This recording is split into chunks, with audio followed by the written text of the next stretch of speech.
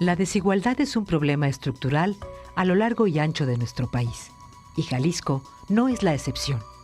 En nuestro estado se hace cada vez más evidente una mayor diferenciación de las clases sociales y una mayor desigualdad económica. Una minoría de la población es rica y una mayoría vive en condiciones de pobreza. La desigualdad es ya un tema que se hace presente por doquier. Resulta imposible comprender lo que sucede día con día sin saber bien lo que significa y desconociendo sus consecuencias a largo plazo. Seguimos siendo testigos y partícipes del enriquecimiento de unos pocos y el aumento de la desigualdad. La única forma que tenemos de parar estos procesos de pobreza es luchar por una sociedad más equilibrada. ¿Qué tal? ¿Cómo está? Muy buenos días. Bienvenido a su programa Visión Académica. Este es un programa del Sindicato de Trabajadores Académicos de la Universidad de Guadalajara. Y el día de hoy, como ustedes lo escucharon, vamos a hablar acerca de la desigualdad. Este mal que aqueja no únicamente a México, sino también al mundo, en el que el 1% de la población acumula el 50% de la riqueza en el planeta. Y para este tema invitamos el día de hoy al doctor Carlos Barba, quien es el coordinador del doctorado en Ciencias Sociales del Centro Universitario de Ciencias Sociales y Humanidades de la Universidad de Guadalajara. Doctor, bienvenido. Muchísimas gracias por la invitación, me da mucho gusto estar con ustedes. Muchas gracias, doctor, y además miembro de este Sindicato de Trabajadores Académicos de la Universidad. Soy académico de la UDG. Doctor, ¿cuál es la diferencia que hay entre la desigualdad y la pobreza? Pues es básicamente una diferencia de carácter analítico. En realidad la pobreza es un grado extremo de desigualdad. Se podría decir que hay muchas formas de desigualdad. La desigualdad es multidimensional. Se es desigual en términos de ingreso, de patrimonio, de acceso al conocimiento, a la información. Hay desigualdad de género, desigualdad etaria. Lo que quiere decir es que hay muchas matrices, muchas formas, muchas reglas sociales que producen diferencias entre las personas. Y los pobres son aquellos que ven amenazados su existencia física en términos de alimentación, de acceso a un lugar digno para vivir, de posibilidades de asistir a la escuela para tener ingreso, de acceso al sistema de salud, etc. Entonces la pobreza, como le decía, es un grado extremo de desigualdad, es algo que es inaceptable en términos sociales y en términos éticos. Sí, en este sentido se habla mucho, ¿no? Hay un discurso de la clase política y en todos lados vemos cuando se habla acerca de combatir la pobreza y tratar de buscar de combatir la desigualdad. Sin embargo, muy poco se dice de cómo poder hacer esto, ¿no? Cómo podemos combatir la desigualdad social y la desigualdad económica, que es exactamente lo que se estaba planteando, ¿no? Hay una desigualdad social en torno a que en este país se trata, aunque todos somos iguales, se trata más iguales a unos que a otros, ¿no? Son unos más iguales que otros, y eso nos ha llevado a tener pronunciadas brechas, ¿no? En este país se habla incluso en cifras de hasta 55 millones de personas en pobreza, y que gobiernos van, gobiernos vienen, y en vez de reducir la pobreza se ha ido incrementando. ¿Cómo podríamos atender este problema, doctor? Bueno, efectivamente el tema es encontrar las causas de la pobreza y de la desigualdad. Si nosotros vemos cifras de los últimos 20 años, lo que vamos a encontrar es que en un periodo en el que el tema fundamental de la política social ha sido la pobreza, en ese mismo periodo lo que encontramos es una enorme estabilidad de la pobreza, lo que nos hace pensar que los programas no son el mecanismo idóneo para reducirla, sino que son mecanismos que son muy útiles para gestionarla. La pobreza es inaceptable en términos morales, inaceptable en términos simbólicos y es como amenazante en términos sociales, porque tener a más al 50% de la población sin acceso a los satisfactores básicos implica una especie de peligro. Esto ha sido manejado de esa manera en términos históricos. Los programas funcionan de dos maneras. En términos simbólicos, están dirigidos en realidad hacia los sectores medios para que no se sientan amenazados por las clases más pobres. Y un poco el discurso es que se necesita un gran saber técnico especializado de tecnócratas para resolver estos problemas. Entonces vemos que en los últimos años hemos pasado por programas que se llamaban fondos de inversión social como Pronasol, o programas como transferencias monetarias condicionadas que le dan cobertura a más de 30 millones de personas, de esos 55 millones de los que usted habla. Entonces lo que vemos es que los programas atienden a los pobres y permiten que formen parte de los sistemas de protección cuando antes estaban por fuera de ellos. En ese sentido son un avance. Sin embargo, el avance es mínimo porque los recursos que se dedican a estos programas son muy pequeños y las metas que se plantean también son muy pequeñas. Hay una cierta tendencia a culpar a los pobres de su propia situación. Programas como Progresa, Oportunidades, Prospera, lo que plantean es que los pobres tienen que cambiar su conducta para que puedan ellos mismos resolver sus problemas. Un poco lo que se plantea es que los padres actúan de una manera inadecuada mandando a los hijos a trabajar cuando deberían estar en la escuela, no se preocupan por su salud cuando deberían de ir a los centros de salud, las mamás están trabajando en lugar de cumplir con su rol histórico de cuidadoras y de estar al pendiente de la familia, y los programas son familiaristas y lo que plantean es que si los niños pueden ir a la escuela y van a centros de salud y terminan un ciclo escolar, van a tener oportunidades de ingresar al mercado. Pero lo cierto es que no es así, porque el mercado no produce las oportunidades que se requieren. Además han fracasado los programas, ¿no, doctor? Digo, con eso que está diciendo, porque un programa social que se ha convertido en un paliativo para que la gente tenga nada más que comer, pero que no incentiva el desarrollo, que no es un impulsor, no es únicamente así como la fórmula, el niño va a la escuela y automáticamente se va generando, sino tiene que ver con el tratamiento a algunas generaciones. Incluso pensar que hay familias que tienen 15 o hasta 20 años recibiendo asistencia social, ¿no? Y que se debería de diferenciar la asistencia social del desarrollo social. Un programa que en 15 años no ha sacado a nadie o a muy pocos de la pobreza, porque los números siguen creciendo, te habla de un fracaso de esta política asistencialista. Yo creo que el fracaso es sobre todo un fracaso de enfoque, porque cuando se plantea que el tema central es la pobreza, se olvida, no se reflexiona de manera voluntaria sobre los factores que producen la pobreza. Y detrás de la pobreza está la desigualdad. Podemos pensarlo en muchos terrenos. La gente no tiene ingresos suficientes porque tiene malos empleos, porque no puede acceder a empleos formales, lo que implica que entonces no puede tener protección social, seguridad social. El 58% de las personas, 70 millones de personas, no tienen acceso a seguridad social en México. Y eso es así porque la mayoría de la gente trabaja en el sector informal. Entonces, si nosotros no nos damos cuenta que es en ese terreno donde se produce a los pobres, que es en ese terreno donde se produce desigualdad social, pues entonces no vamos a resolver ese problema. Y si pensamos en otros terrenos y nos vamos, por ejemplo, al tema de la salud, hay una diferencia enorme entre vivir en una zona metropolitana y vivir en el campo. En las zonas metropolitanas hay sistemas de salud que atienden enfermedades crónicas, que atienden emergencias, que exigen recursos tecnológicos médicos de alto nivel, y eso nada más está disponible para los que tienen un empleo formal y forman parte de muchos de los sistemas de seguridad que existen en el país, pero no pasa lo mismo con un huichol. Un huichol, si se enferma del corazón, se muere. Y lo que quiere decir es que hay una brecha allí muy grande, y en medio de eso hay muchos pisos. Lo mismo pasa con la educación. El tema no es nada más la cobertura, el tema es la calidad de la educación. Y así podríamos seguir, ¿no?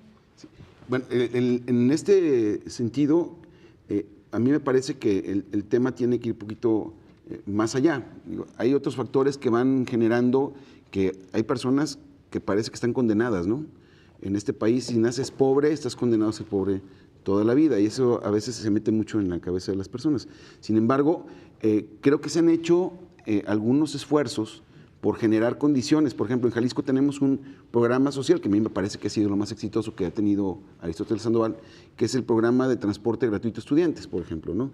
Que ha podido generar que familias que tienen 3 o 4 hijos en edad de estudiar tengan la posibilidad de acceder y con eso reducir un poco los gastos. Sin embargo, creo que no es suficiente con el asunto de los programas. El gobierno debe de incentivar una serie de políticas económicas también que permitan tener cooperativas, incentivar empresas, generar empresas, incubarlas. La universidad tiene un trabajo interesante en eso, sin embargo falta mucho la vinculación con estos sectores. Ante este asunto de tanta desigualdad, ¿qué le faltaría al gobierno? ¿Por qué no repensar la política de gobierno? ¿Cuáles serían las ideas que podríamos decir nosotros que se podrían generar para detonar que se pudiera combatir de manera mucho más efectiva la desigualdad y la pobreza? En realidad es un problema bastante complejo. Hay varias aristas. Una de ellas es histórica. La desigualdad no es algo que empezó a ocurrir hace poco. La desigualdad es algo que hemos heredado desde la colonia. Lo mismo ocurre con la pobreza. Y lo que ocurrió, digamos, por ejemplo, cuando empezó a desarrollarse el capitalismo en México y en América Latina, es que este tipo de economía, que era una economía que se dedicaba a producir materias primas para exportarlas y que producía productos agrícolas de exportación y que exportaba también petróleo, como en la época de Don Porfirio, eso no corrigió para nada el nivel de exclusión en el que vivían los indígenas o la situación en la que estaban los campesinos, porque además la tierra se concentró. Después, cuando el país empezó a crecer en términos industriales, la manera como funcionó la economía hizo que sectores urbanos que vivían en zonas metropolitanas, que tenían empleos industriales o de servicios, tuvieran protección social de buena calidad, tuvieran posibilidades de ascender socialmente, se creó una clase media importante en el país, pero eso no resolvió los problemas que ya existían antes. Para hablar precisamente de esa clase media que se ha ido generando y cuál ha sido los efectos, porque no es nada más en México, sino es a nivel global, ¿no? El 1% de la población tiene el 50% de la riqueza, lo decían al principio. Para seguir hablando de eso, vamos a ir a una pausa y regresamos con este tema tan importante como es cómo podemos combatir la pobreza y la desigualdad.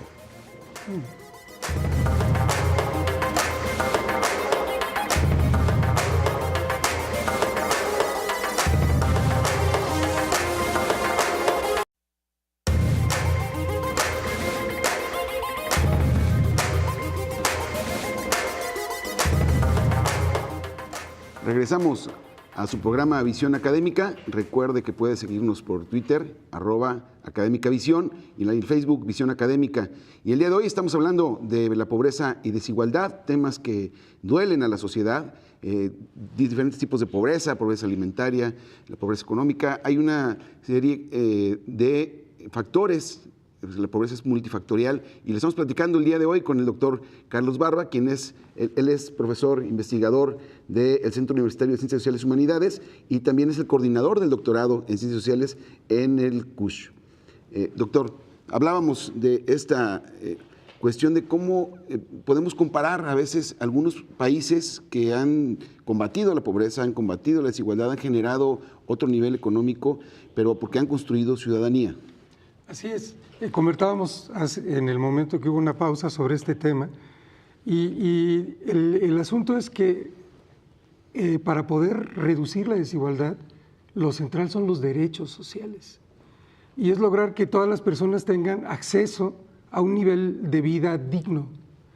Y eso que implica que no debe haber las distancias que existen en materia de salud que hay en nuestro país, que no debe haber las diferencias en la calidad de los servicios que se ofrecen en términos educativos, que las posibilidades de obtener un empleo digno deben de ser, pues si no equitativas, semejantes para las personas, que las diferencias entre vivir en el campo y la ciudad no deben de ser tan abismales.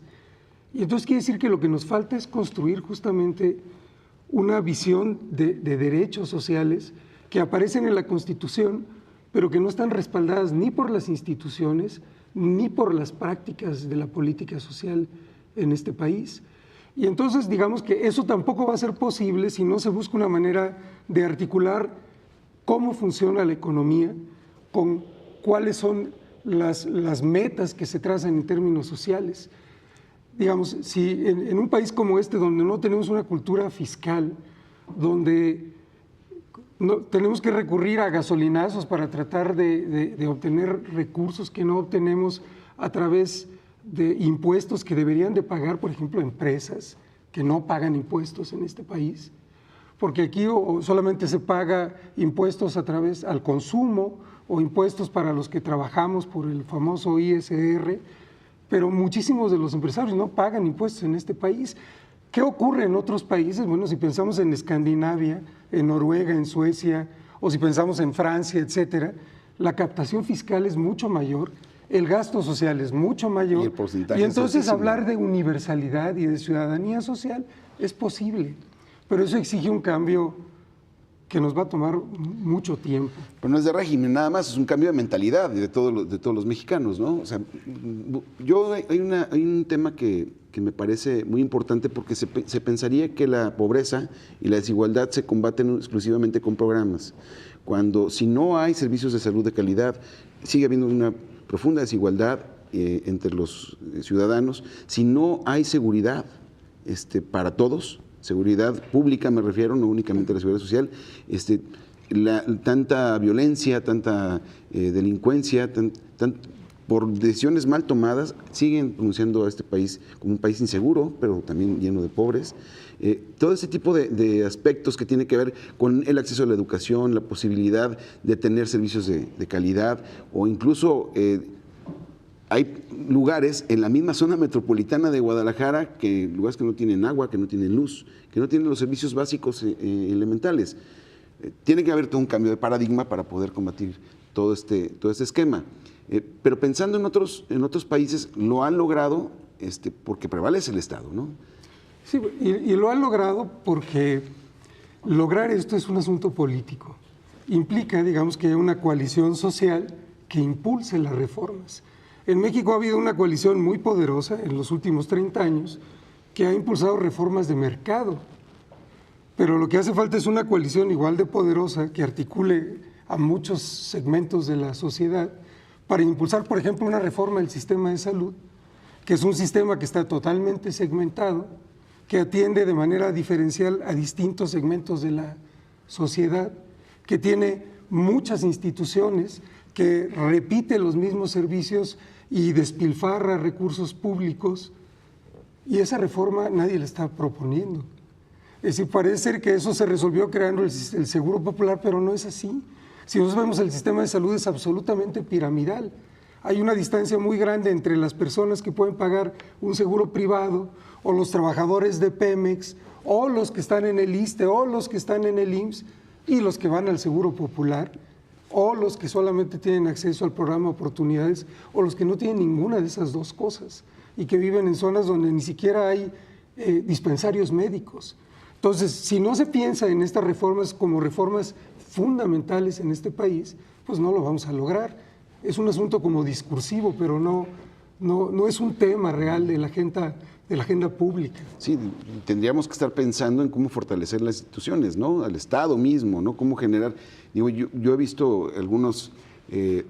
Lo que pasa en Francia, ¿no? Cuando suben los impuestos hasta el 70%, las personas que tuvieran más de 20 millones de euros, 50 millones de euros, que hasta hubo un artista que se fue, Gerard Depardieu. Gerard Depardieu se fue a Rusia para no pagar lo que le iban a cobrar de impuestos, y fue mal visto por los franceses. Ellos lo que tienen, creo que lo que creen ellos que tienen, el Estado. Eso es lo único que es de ellos.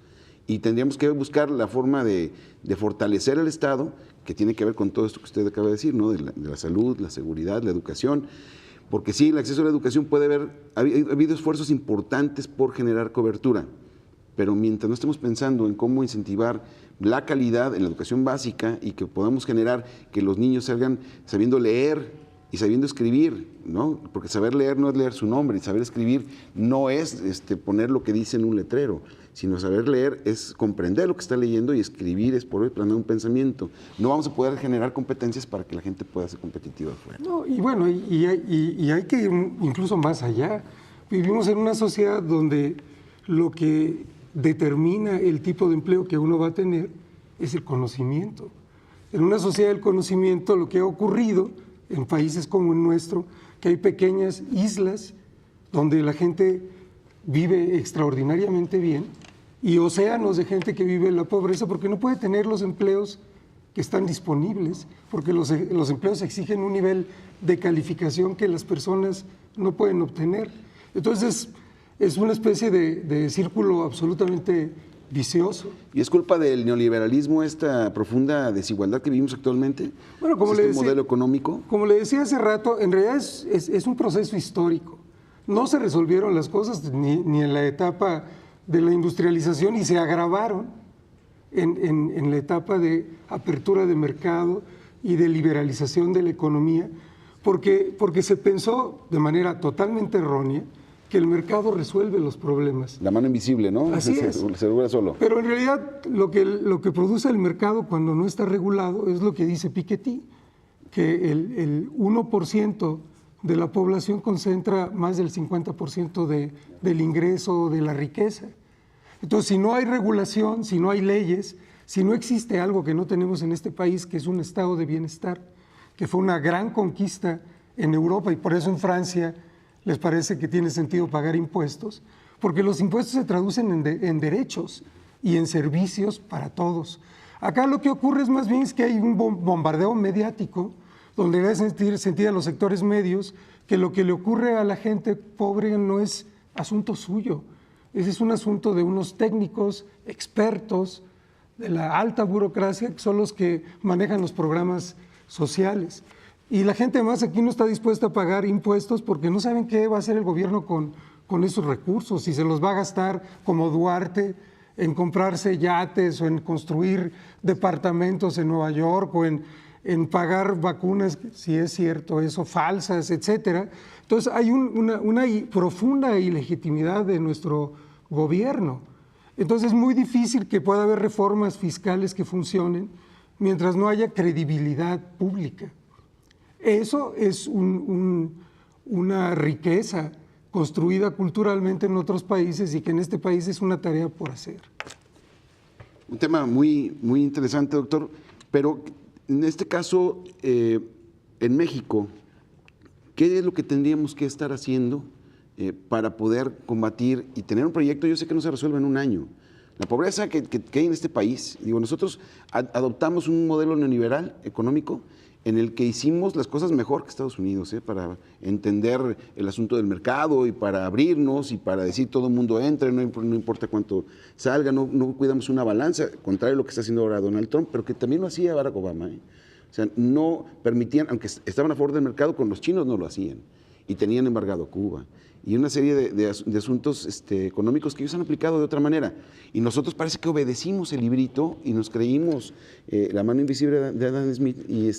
Y eso, cuando lo dijo George Bush padre, después de que tumbaron el muro de Berlín, decía, pero esto va a cambiar porque mientras haya mercado va a haber prosperidad. Y ahora vemos que hay un gran mercado a nivel mundial, una comunidad europea, tenemos un mercado importante, un Telecán, nosotros, pero tratados de libre comercio con América del Sur.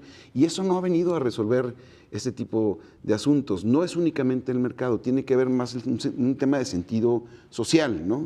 Sí, bueno, el tema es este. Lo que ocurre en esta época, hay un libro maravilloso que escribió Piketty sobre la desigualdad en el siglo XXI. Y lo que él muestra es algo que es paradójico.